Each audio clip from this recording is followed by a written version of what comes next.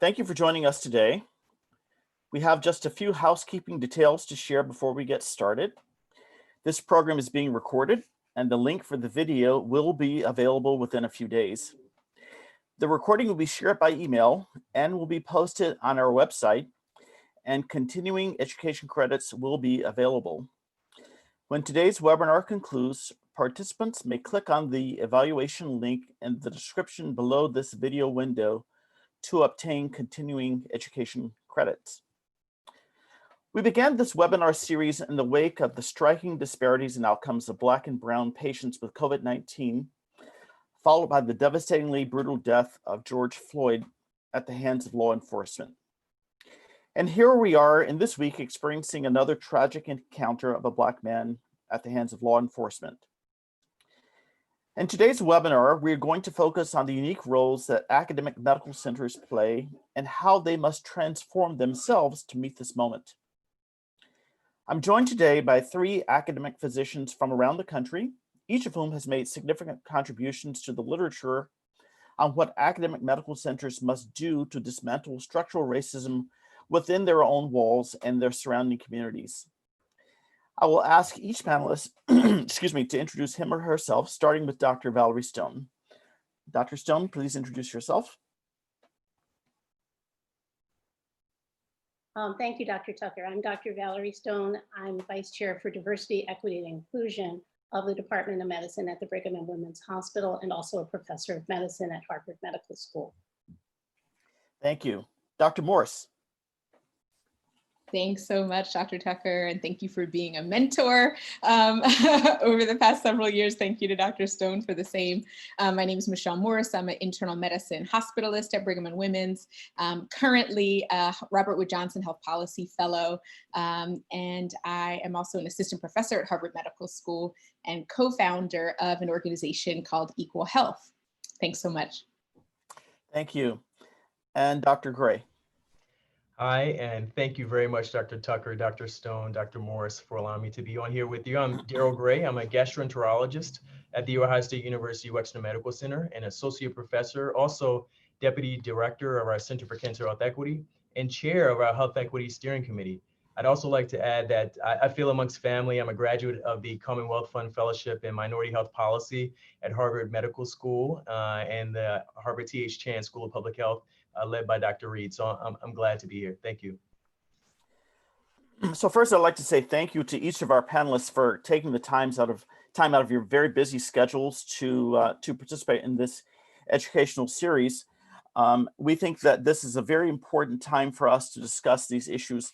This is going to be very conversational, very informal, so I hope you don't mind if I call you by your first names. So there's some common themes that have run through this webinar series. And one of the issues is that, we seem to be in a very special moment. But the question really is it a fleeting moment or is this time different? Will academic medical centers and other institutions keep focus on the issue of structural racism and its effects? Or is it simply the flavor of the day? Will we move on to the next issue within a few weeks? So I'd like Valerie to start with you. Give me your perspective on where we are in this moment. And do you think that this is something that's really different from where we've been in the past? Yeah, I think it's a great question, Kevin. I think I'm the right person to start with since I've had the longest career here and have seen these sorts of times come and go in the past. So I do think there are some ways that this time may be better. First of all, and may last longer. First of all, the connectivity we all have due to social media and even the general media is different. So we kind of hold each other accountable. One institution may be doing well. We see what they're doing. There's some competition from our institution, and others on social media may hold an institution who's lagging accountable. And so we share that information much more freely. I think that sort of connectivity can make a tremendous difference. But I also think that we are working harder as those of us involved in racial justice to hold our own institutions accountable, that they need specific plans with goals, they need specific strategies for implementing those goals, and they need clarity, and we're holding them accountable for clarity about who's responsible for implementing these new goals. Ideally, a group of senior leaders, and at our institution, I'm hoping for a set of goals that are going to be incentivized by bonus structures that hold these senior leaders accountable. Great, thank you. And we're going to talk later in the hour about some of the specific steps that are being taken at academic medical centers around the country, and you're leading some of those initiatives at our institution. But before we get there, we're on the East Coast, but let's hear about what's happening in the center of the country, in the heartland. What's happening in Columbus, and do you see it as something that is really different this time around, Daryl, or do you think that we run the risk that we're paying a lot of attention to it now, and in a few months after the election, we'll move on to something different? Well, to your latter point, I think that it is important that we leverage the moment and that we keep our foot on the gas. But I do think, to Valerie's point, that this is different. What we're seeing here in the Midwest is people of all ages, people of all demographics raising their voice and leveraging platforms such as social media to make sure that their voice is heard and captured. And so what we're seeing from students, at our institution, undergraduates to graduate students, medical students, et cetera, to faculty and staff, really raising their voices and wanting to be part of the change. I mean, I think too, whereas many people have been able to kind of keep their blinders on, particularly those in privilege, keep their blinders on and kind of ignore or not directly be affected by what we're seeing, by what many of us have had as a lived experience, if you will. And so now that these blinders are coming off, people are wanting to know more, how they can help, wanting to be educated a little bit more. I think this is different. I think, what's been happening in our community across the nation, so I use community broadly, is that it has forced people to take down those blinders that they have been privileged to have on. I would agree with you. And I think one of the things that I noticed that felt different about this particular time is that we saw not just in the major cities on the coast, but we saw in the heartland, we saw in small towns, we saw in rural areas, even people taking up the mantle whom we had not heard from before. Mm-hmm. And so to me, this has felt somewhat different. Michelle, in the paper that you wrote with Dr. Lascalzo that was published in the New England Journal, you start out talking about how I guess it was primarily the residents raised this issue as far back as 2013. And there was a committee structure that was put into place. Then it kind of fizzled. And it had a rebirth in the wake of what's going on now. How do we avoid, in your opinion, that happening again, that these things are in our focus now, but we turn our attention to something else in a few weeks or months? Yeah, thank you for that. It's a huge challenge. And I think part of the challenge also is the fact that this work, these conversations make a lot of people, especially white people at predominantly white institutions, uncomfortable. So there is that impetus to want to go back to a more comfortable phase and not have these conversations. And that's always working against us. The pessimist in me thinks about Derek Bell's work, and I recently revisited Faces at the Bottom of the Well, and he really talks about, being the first Black professor at Harvard and at Harvard Law School, and how much momentum was there for institutional change coming out of the civil rights movement, and then how little progress was made. And so I really do. The optimist in me, however, feels very strongly and certainly agree with what Valerie and Daryl just mentioned, that this can be a different moment if we make it such, but we have to make it such. And I think part of what has given me some hope, and part of what I hope will happen, at least for waves of committees coming and going on these issues, one thing that really gives me hope is this feels like a global moment, not also just a domestic moment. And I think for those who are thinking about, global interconnectedness, whether it's through, the links between structural racism here and colonialism and neocolonialism globally, whether it's, our colleagues for the Campaign Against Racism that Equal Health has been supporting, that are looking at how do we end race correction of EGFR in the UK, or how do we approach structural racism in a country like Zimbabwe, where the legacy of colonialism actually is still quite strong. So the global aspect to me, I think brings an opportunity for fuel for the fire in lots and lots of different ways. But I think the call for academic medical centers is we can't let everyone kind of meet this urge to go back to a more comfortable space by, taking the challenging questions and the discomfort away. So if we can build up our muscles for, continuing to be uncomfortable and have the hard conversations rather than getting back to quote unquote normal, then we have the opportunity to not lose this window of opportunity. So Michelle, you bring up two very important points. One is that, as you point out, that in this movement, we've seen allies across the globe in ways that we had not seen before. We've seen support for the Black Lives Matter movement in Europe, in Africa, Asia, other parts of the world. So that's something else that feels different. The other important point that you bring up is our own discomfort. It is very uncomfortable to have these conversations with people whom we work with on a day-to-day basis, people whom we have deep friendships with, people whom we respect, whom we know and we feel are not racist but don't get it. And that's the next point that I want to bring up, and that is that I think in many academic medical centers, people are now getting it. They're connecting the dots between not just the effects of race and social determinants of health, which we're going to come to later, because Dr. Gray brought up some very important points about using those terms, social determinants of health. But it's been harder to connect the dots between structural racism and how that leads to inequities in healthcare. So I want us to spend some time talking about that.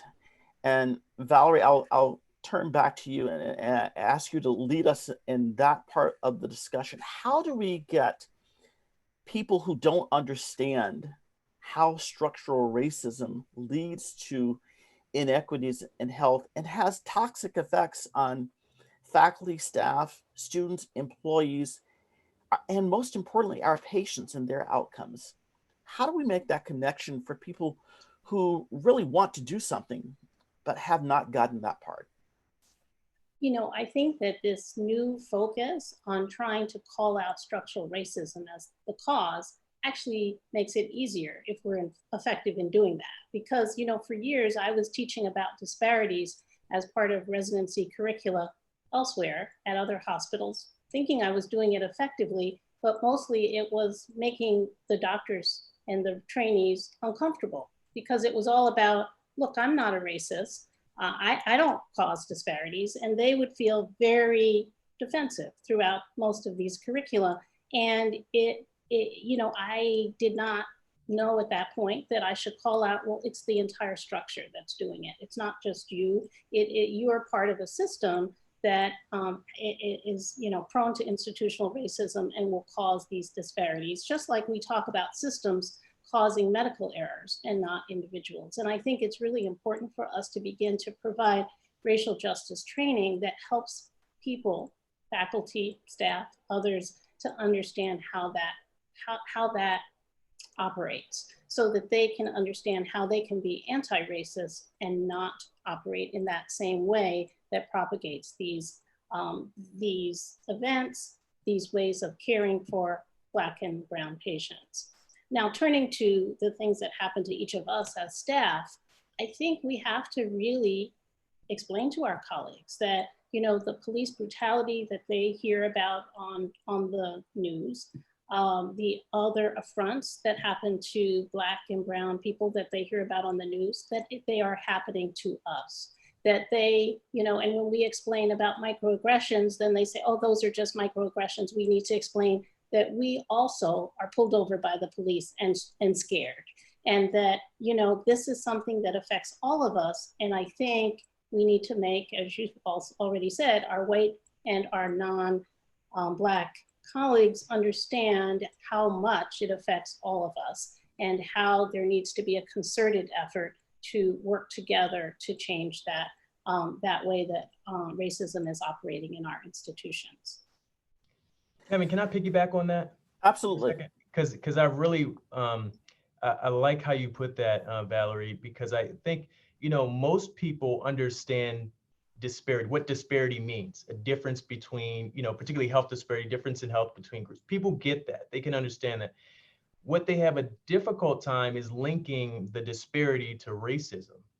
And really, I think that's, as we think about how we educate our colleagues, our other learners, it's really helping them to understand, well, what is that link? And that will come up later, Kevin, to your point about social determinants of health, how we make the link between overt racism to downstream poor health outcomes and amongst African Americans, people of color. The other piece too is that, to your other point, as we talk about things like policing, I'll give you a concrete example. So I was talking with my division director, Dr. Conwell, and he had led some discussions around racism, kind of listening session and discussions.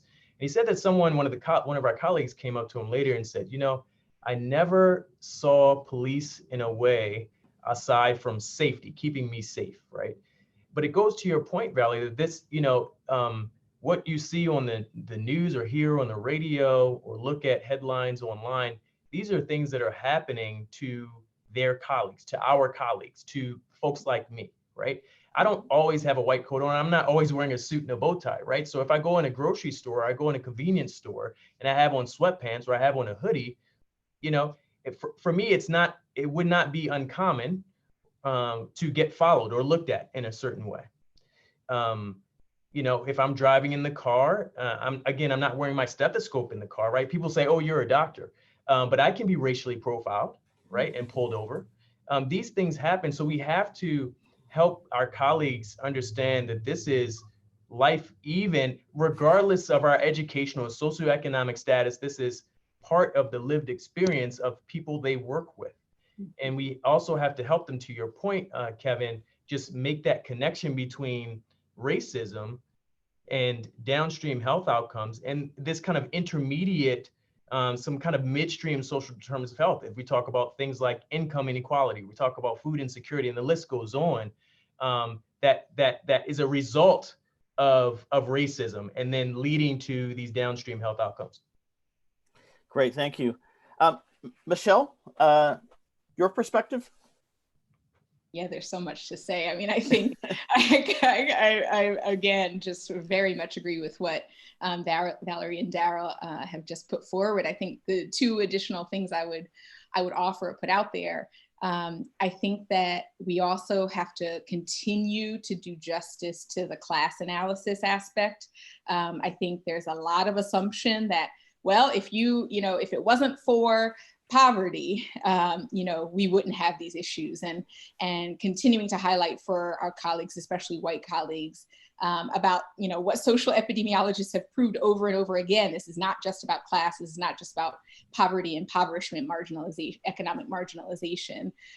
It's bigger than that. And maternal mortality, I think, is one of the unfortunate, tragic, but powerful examples of the fact that this is about both poverty as well as structural racism. And I also think that we have to recognize that as Black physicians, we also need to be putting forth economic justice initiatives, because we know that the most underpaid people in the hospital are mostly Black and brown, and don't have access to the retirement benefits, or maybe even the health insurance, or maybe there are lots of other areas where we can continue to work as well as Black physicians, looking at class as well. And then the second thing I guess I would offer is just the Adaptive Leaders for Racial Justice program at Southern Jamaica Plain Health Center, which was a big part of what helped us, I think, to move kind of race consciousness and recognition of structural racism within our walls at Brigham and Women's Hospital forward. And that program is really just about building kind of a critical mass of folks, not just physicians, but from all different disciplines. We had a lawyer, we had nurse practitioners, we had lots of different folks who work in healthcare who were a part of that program. And it was a small group of us, but we worked on those muscles of getting comfortable with being uncomfortable. When someone in a meeting says something that we find to be frankly racist, what do you do? Or when you find an example of institutional racism and people, at the institution don't want to recognize it as such, what do you do? How do you respond? What do you do in that meeting? What do you do in that chance encounter in the hallway, et cetera? So practicing that, role playing that, just getting comfortable with that was a huge, huge benefit for me. And I'm forever grateful to Southern Jamaica Plain Health Center for doing that work with us. And thank you for bringing that up, Michelle. We're going to come back to that because I want to highlight that work later in the hour. But I want to stick first to the theme of, sort of separating structural racism from social determinants of health, or how structural racism leads to some of these healthcare disparities. In my own field of kidney disease, it was very apparent to me from my residency and certainly during my fellowship that kidney disease disproportionately strikes African Americans and other people of color relative to the white population. And I've been teaching this to students, residents, and fellows for the last 25 years. However, I don't think I did a very good job of as Valerie was describing it, showing that link between how structural racism leads to some of these disparities in health. So one of the reasons, why does diabetic nephropathy occur so commonly in African Americans? Well, in addition to perhaps there being genetic causes, what is it about where people live? What is it about access to food? What is it about economic security? What is it about day-to-day stressors that lead to the development of hypertension? What is it about distrust of the healthcare system that leads to patients not adhering to the therapy plans that we prescribe? I think that all of us, including myself, have to do a better job in teaching, showing those links, and not just saying, oh, we have these disparities because people of color have more diabetes and more hypertension. We have to show the link and make that very clear to all of our trainees, so that it doesn't just become a cliche.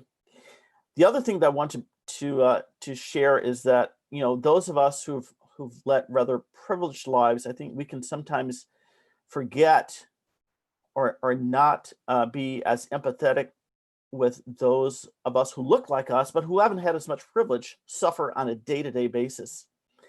And I'll share an anecdote with you, not to make it seem that that the southern states are any worse in terms of racism than we are in the Northeast. But I happen to be from Alabama, and I fly home to visit family 2 or 3 times a year, and I rent a car because my mother lives about a 2.5-hour drive away. And once I rented a car in Montgomery, and it happened to be a nice convertible, and I had the top down.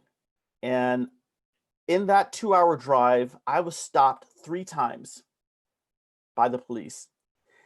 Not once was I given a ticket, but I was stopped 3 times and asked for my driver's license. I have no idea what the offense was, why I was stopped, but one can only think that I was profiled. And I think that those are the kinds of everyday occurrences, particularly that people who live less privileged lives encounter every day. And those stressors, I think, have to be linked to the health outcomes that we see. Does anyone have any any experiences that resonate with with what I described? I was going to say absolutely. I think as you described that, in that moment or in those moments, you were brought into very close proximity to what many of our brothers and sisters, people of color, like you mentioned, experience more regularly, and particularly those who are from less privileged backgrounds. And so going back to one of your prior points, it's really incumbent upon us to help our colleagues and even ourselves become more proximal to what they experience, because it's through that proximity, it's through engaging those who are most proximal that the best solutions will be found. Um, Thinking about, I have a patient story. So there was, and I've shared this with some of my colleagues previously, but there was a young lady who was coming to GI clinic for multiple reasons, some of them chronic in nature, and just getting to know her more, not only just asking routine things about nutrition and diet, but really just digging down into why she's made some of the choices she's made. And we were talking about her children, and she shared that she, as a reward for her children, she buys them Happy Meals, right, from McDonald's. And for her, and obviously, it's not the obviously most nutritious thing to get kids, but she shared that she can't buy her kids the newest Jordans, right? She can't necessarily take her kids to an amusement park or travel out of state or even out of the city to go on vacation, right? But one way that she can show that she loves her children is by getting them Happy Meals. That's how they understand love from her, right? And so that's, particularly for us as physicians or clinicians, you know, um, it's very easy to gloss over something like that, to miss that in the details of, well, why is she overweight, or why is there high blood pressure, why is there diabetic nephropathy, right? But it's so easy to miss that unless we take ourselves proximate and really try to understand and piece out what are those pieces, right? For her, it's that that's one inexpensive way to show love, right? The other piece is that there are a lot more McDonald's near where she lives than and check cashing places and alcohol stores than there are grocery stores, right? The other thing is that it's closer, right? She doesn't have to drive or catch two buses to get to a McDonald's. It's within walking distance, whereas she might have to catch a couple of buses to get to the grocery store and think about how she's going to get home. And so we have to think, and why is that? Why is that in her neighborhood that there's no effective way or easy way for her to get to a grocery store? Why is there no grocery store chain or Whole Foods or, Kroger? We have Kroger chain. I know in different places, Publix and et cetera, but why is there nothing like that parked in her neighborhood? Why is that? Why is her housing where she lives the way it is, where her kids don't have a safe playground that they can walk to, right? Or that they don't have sidewalks they can walk around the neighborhood and get exercise. Why is that? We think about things and how it ties to racism, whether it be redlining, as we've known it historically defined, or are there other things? I mean, there've been some recent publication in New York Times about how there's kind of a newer redlining where people's houses are devalued because they are people of color. The appraisals. We see the Yeah. same appraisal, right? So we got to find ways to tie this in our education, whether it be trainees or to our colleagues as well. And you bring up an important point, and that is, I think that those of us who live privileged lives, we often don't talk about these things with our white colleagues because we don't want to seem like we're complaining or that we don't appreciate the privilege that we have. But we're in this moment where our colleagues want us, they want to be helpful, and they want us to help them understand what they can do to do something. So I'll start with you, Valerie. What advice can you offer to our colleagues who really want to be helpful in how they can help our institutions to become anti-racist and dismantle all the structures of racism within our own institutions? You know, Kevin, I don't think they're easy answers. I do think that some of it is in what we were already talking about, making sure that they understand that our experience is often not that different than people who look like us who are not privileged, because we don't have some sort of sign on us, even in the hospital, but definitely not outside the hospital, that says that we're privileged and we're a doctor and we have a better income or a better education, whatever it is. But in fact, you know, wherever we walk, we are seen as Black and seen as less than and treated thus. And I think this needs to be explained to our colleagues, and we need to share about how that needs to change and how we might change it.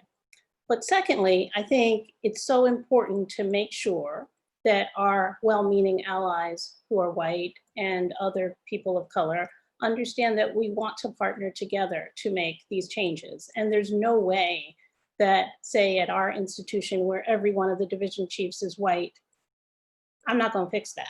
As the vice chair for diversity, equity, inclusion, there needs to be the work of other senior people, the other senior faculty, professors, division chiefs, the chairs, the vice chairs.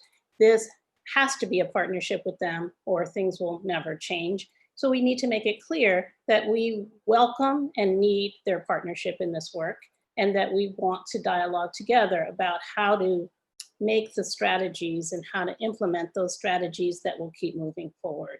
You know, I don't think it's going to be easy, but I think it's clear that this work should not be left up to us, but we need to provide some education to the white leadership who may partner with us about the language, the beliefs, about racism, and about how to get anti-racist. Now, I think those are all important points. These are not, as you point out, these are not easy conversations to have. Having this, you know, even our discussing this amongst ourselves is not easy. They bring up, you know, difficult moments in our own lives that sometimes we choose to that we rather forget. But I think that if we don't bring it up, nothing's ever going to change. Michelle, your thoughts? Yeah, thank you for the question. I think it's such an important one, again, especially where, you know, only 2 or 3% of physicians are Black at many institutions. And so, so that has to be a critical question of like, all right, so what do we do? How do we help? I think the thoughts I have are, number one, it's about listening. I think that opening your ears, if you are a white physician in particular, and instead of being defensive or trying to explain how much you know or have recently learned about systems of structural racism or the social arrangement or racial capitalism or whatever it might be, try to listen. Is a very good starting place. And then I think the second is really, all of us have to think about this question, but particularly white physicians. What are you prepared to give up? I think that we often expect, well, we're all just gonna kind of learn about this and suddenly things are gonna get better. If there's no change in the material conditions of Black people, brown people, indigenous people in this country, we will have failed. I mean, just the very fact that we can look at, you know, the AAMC's report from a few years ago and see, and I know this is probably oversighted, but, you know, that there were less Black men in medical school in 2014 than there were in 1978. I mean, it's appalling, quite frankly. And so if we don't think about what we're prepared to give up and what the changes in material conditions need to be, not just the conversation, the dialogue, the wokeness, the tweets, the reading, you know, the books and whatever, then we will certainly lose the opportunity that this particular moment in history presents. Well, thank you for bringing up that statistic from the AAMC. I knew that we were not doing well in terms of bringing Black men into the pipeline. I didn't know that it was quite that bad. So I think that's a very, very important point that we're going to come back to in a few minutes. Daryl, anything else to add to what Valerie and Michelle have brought up? Yeah, I really like how they put it. I think definitely listening is a key component to it. And really what you said, Michelle, about what are you prepared to give up? Like that is very tangible. You have to be, there has to be, in order for us to overcome this, there has to be some power exchanges, right? An exchange of power. There have to be sacrifices made, whether it be sacrificing your voice around this, and taking the time to read and educate your colleagues and your patients and your networks of folks and families who don't necessarily understand. Maybe they don't want to understand, but you kind of make the sacrifice to do that. Perhaps it's a sacrifice of position. And I know Valerie has talked about this, about, advancement of people of color, right? For some people of color to advance, that means some other people have to move out the way. And I say, I don't mean to be brash when I say that, and I apologize if it comes off that way, but there have to be some changes in power structures for people of color to advance. And for some, we've trained in different institutions where if you look on the walls, you'll see what that power structure has typically been comprised of. Just Right. look on the walls in some of the hallways, and you'll see that. And so there has to be some sacrifice. There has to be some change, and it goes through advancement. It goes through education. It goes through funding, and we'll come back to that, and policies that are put in place. So Daryl, I think you bring up two very important points. One is investment. And I'm going to ask you specifically about that a little bit later, because I think some of these initiatives require investments of dollars and cents. And the other is looking at what is happening within our academic institutions in terms of advancement. Are the areas of inquiry in which our Black and brown scholars are engaged, are they being valued in the same way? And are those barriers to promotion? And I think that those forms of bias have to be examined, because I think that there are biases in the ways in which the areas of scholarship and other ways of contributions to the academic community are not valued. They're not valued as they should be. And that is a barrier to advancement of many women, but also to people of color, and having people advance is so important, so that our students and other trainees can see people who look like them in positions of leadership. And that's a nice segue to Valerie, because when I went back and read the piece that you wrote, Valerie, in the Annals of Internal Medicine, you wrote that it is that recruiting and retaining Black faculty is essential to the care of our Black patients and to transforming our academic culture. So I'd like to ask you to elaborate on why you think it's so critical that we have a critical mass of Black faculty. So I just want to point out, as Michelle has already said, that at this point we only have 2% Black faculty across the United States. It's 2% in our institution also specifically. So these numbers are ridiculous compared to the percentage that we represent in the population. But the two reasons I'd like to highlight of why it's so important is, first of all, for us and our trainees and our medical students, by having more Black faculty, we improve their experience, their sense of welcome, their sense of possibility by seeing faculty who look like them. But we also transform the culture by it being more normal to, when you see a Black person, think that they might be a doctor. The microaggressions that we experience every day, when people think that we might be the person from dietary, the person from environmental services, the orderly, the person drawing the blood, these things happen because of the averages, because it is very, the likelihood of the person who's Black, who looks like me being a doctor, is so low. If we change that, we change those assumptions, we change the reality, and we thereby change the perception. So I think it does transform the environment and makes microaggressions less likely. But I think secondly, most importantly, for our patients, I believe that they will be more trusting, that they'll get outstanding care if more of the clinicians are Black. And secondly, we know specifically that racial concordance between the patient and the doctor, if the patient is Black, leads to better outcomes. Sadly, we saw a really important example of that recently, published in the Proceedings of the National Academy of Sciences, about the fact that Black babies delivered by Black OBGYNs do better, and that Black babies delivered by white OBGYNs have 3 times the likelihood of infant mortality.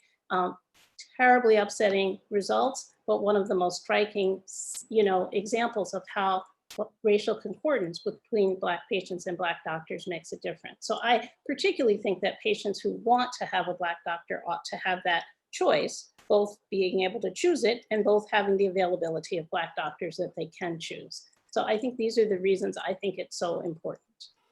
Yeah, several things that you said resonated with me. One, as I mentioned to you and Daryl and Michelle yesterday in our pre-meeting, was that just this past week, I had a patient who requested a second opinion because she wanted a second opinion from a Black doctor, specifically around a difficult choice that she had to make in terms of her care. And having that availability is important to some patients, and I think we can make a difference in some of our patients' outcomes. The other point I want to make about critical mass is that, going back to my own experience some 30 years ago and applying to medical schools, having been in the experience of being in the minority in high school and in college, when I was looking at medical schools, the medical school had to have a critical mass of Black students for me to consider it. But looking at the faculty, there were so few Black faculty at the medical school level. I had a mentor who kind of took me under his wings, and when I told him I was considering going into a private practice in the community, he said, "Well, why do you want to do that?" And I said, "Because I think I can have an impact on people who look like me." And he said, "Look around you. How many Black faculty do you see at this institution?" He said, "I think that you can have much more of an impact if you go into an academic setting, because you will influence the lives of so many students and other trainees." And his words have stuck with me to this day. Michelle, anything that you want to add to what Valerie said about the need for critical mass? I mean, I couldn't agree more. I think so many things are possible when that critical mass exists. I think it is a step towards justice. I think it's a representation of the fact that there's a long legacy about why Black people, brown people have been excluded from these professions, and it's a recognition of that. I also think that the critical mass is just absolutely transformative, as Valerie said, for the climate and the culture of an institution.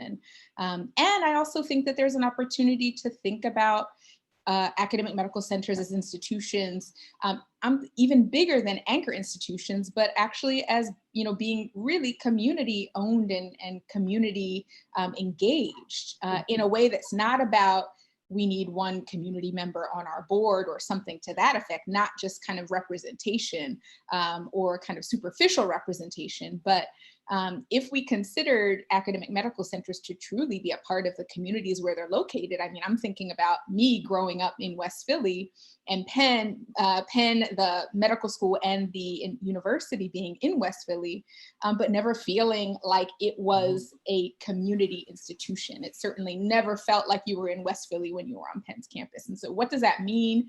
And how does that hold us back also from a critical mass by making our institutions so insular, and by always having our conversations within our institution at the most important levels, for example, at the board level or at the leadership level, it's extremely insular.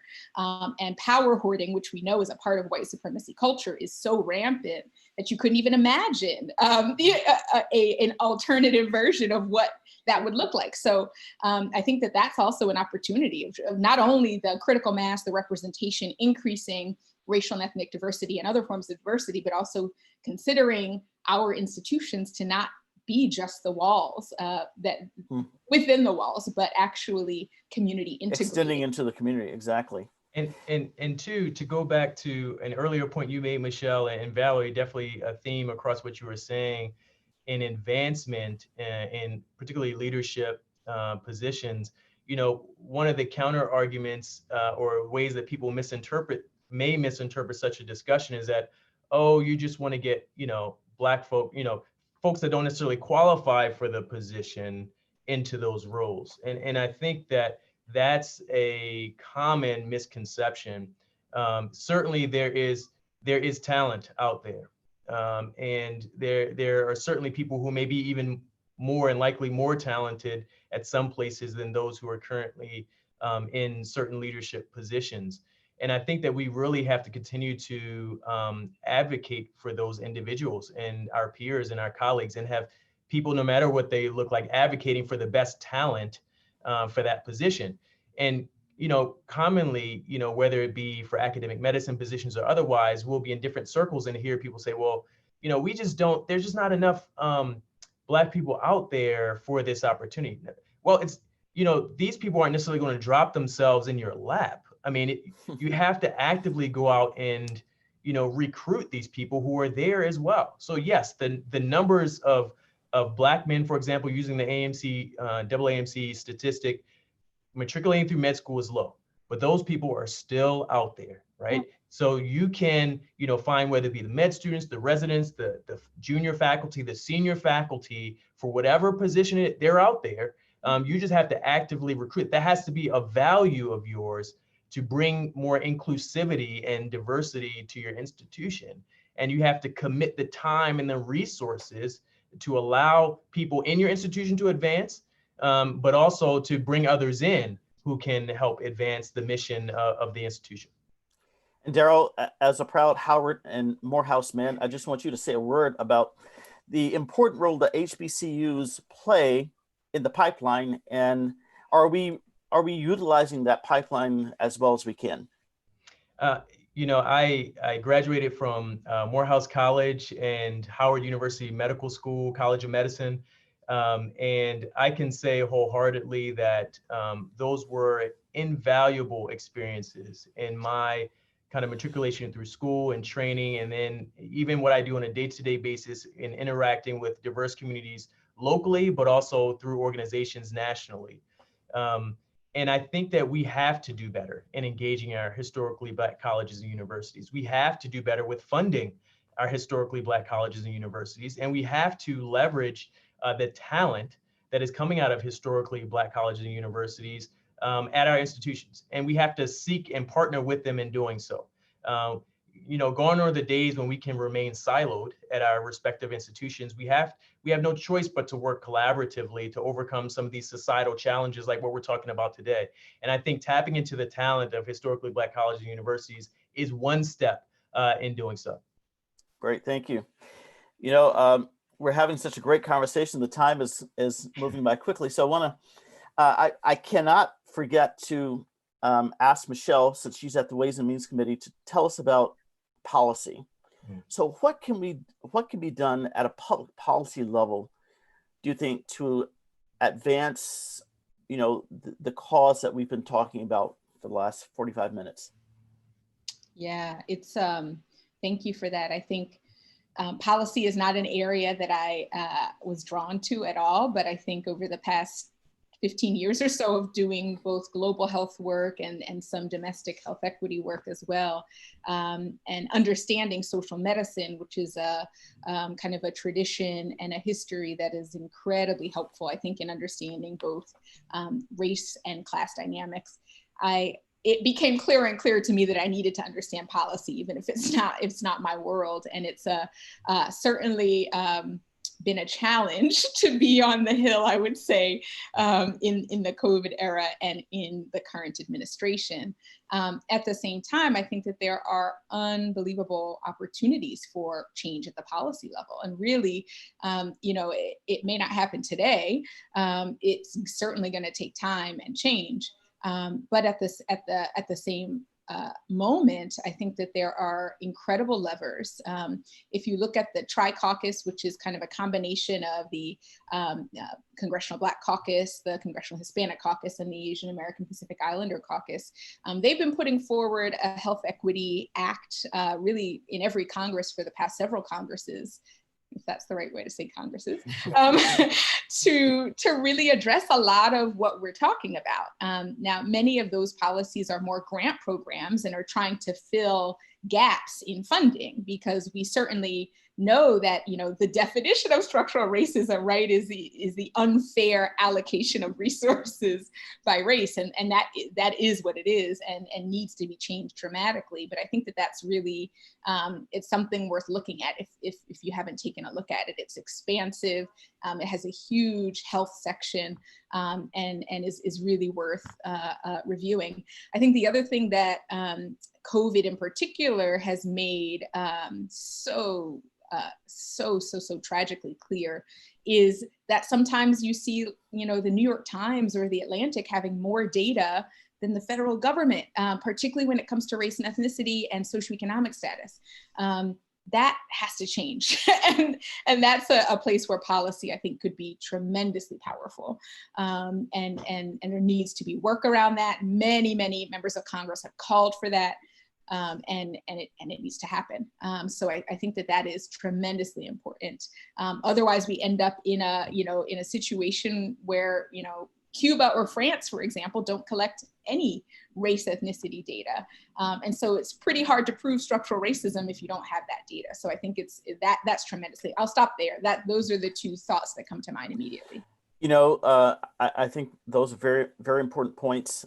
There was an article in the Boston Globe a few weeks ago about an African-American physician who works at the Mass General Emergency Department, who, and part of his work is working to register patients to vote, because voting is really important in terms of health policy and affecting change in health outcomes. And so I think that, you know, I never thought about that link, but it is a really important link that people have to vote to foment change.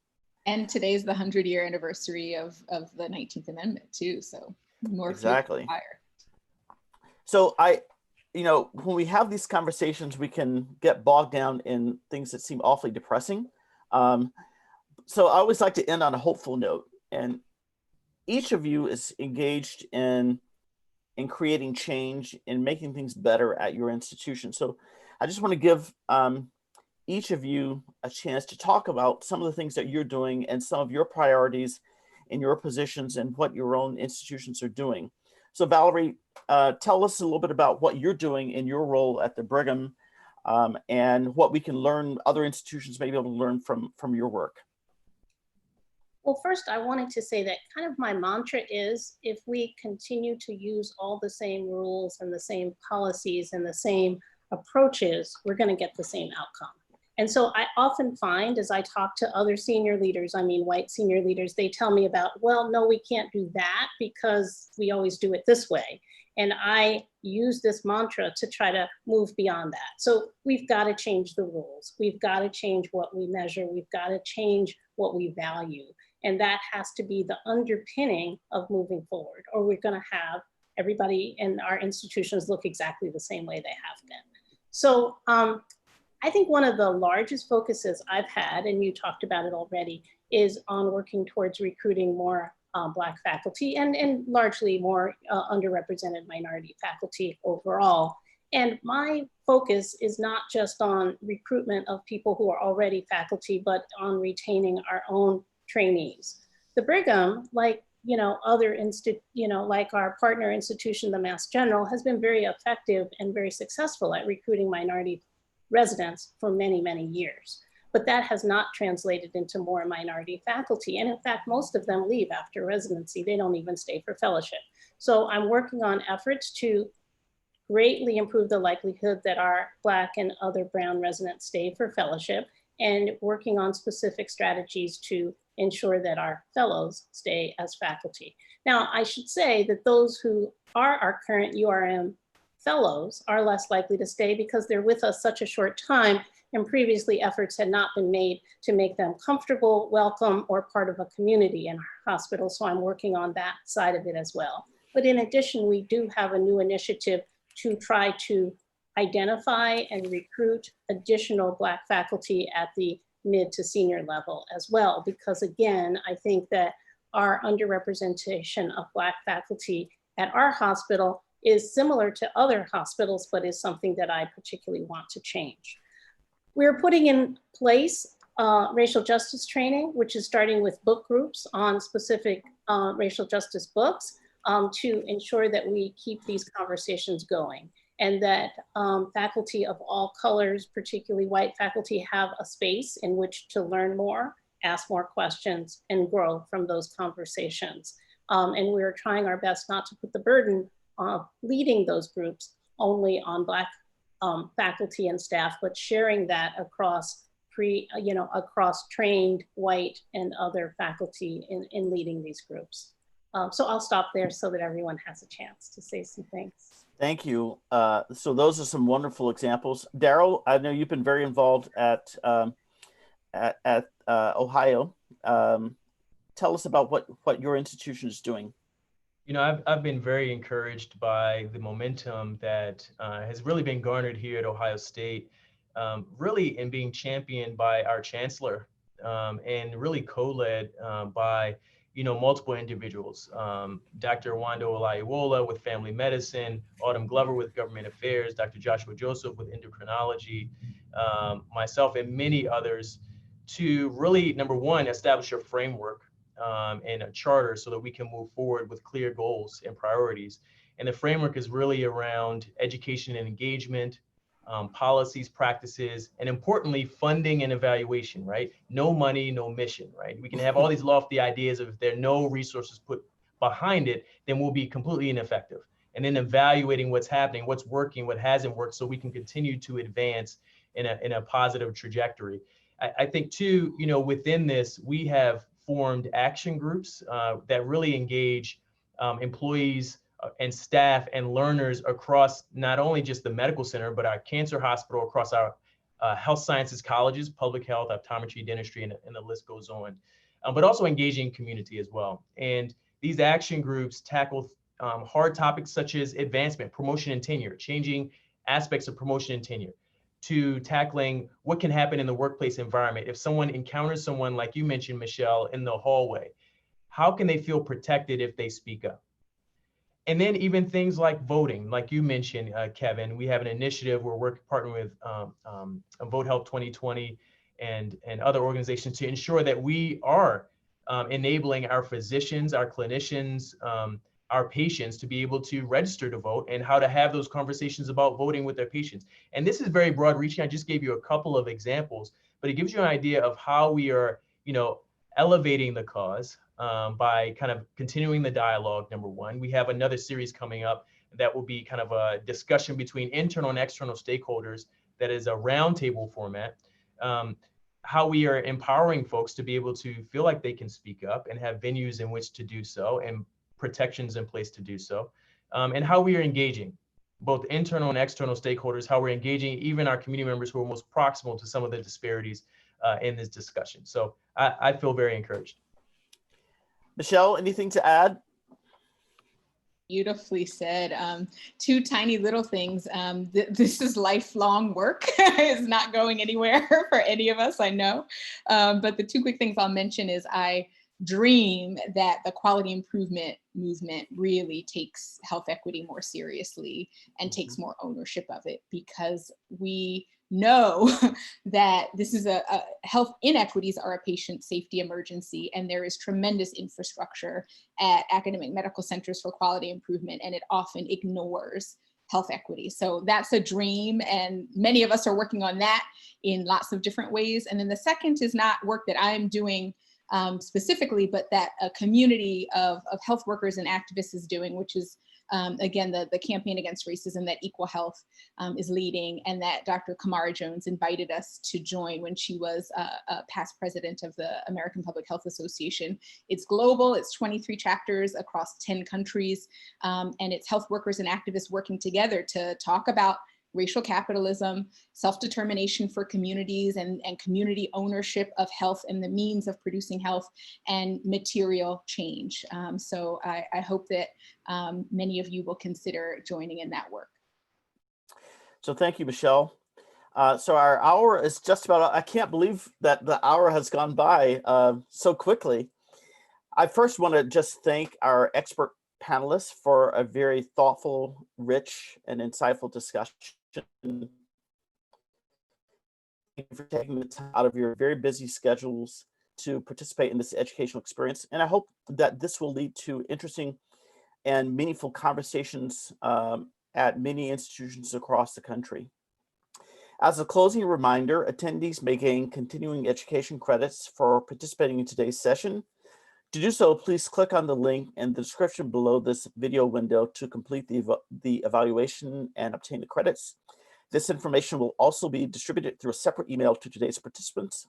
Along with links to a recorded version of today's discussion and credit information, the email will also include additional HMS resources. Please distribute to colleagues whom you feel would benefit from this information. Thank you again for joining us in today's discussion. Please join us next week when my colleague, Dr. Cheryl Clark, will interview Dr. Linda Ray Murray, who is the past president of the American Public Health Association. And the title of the conversation will be When White America Gets a Cold, Black America Gets Pneumonia. I think it will be a very interesting conversation. Again, thank you.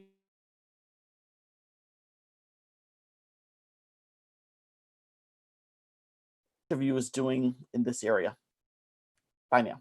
Bye now. Thank you.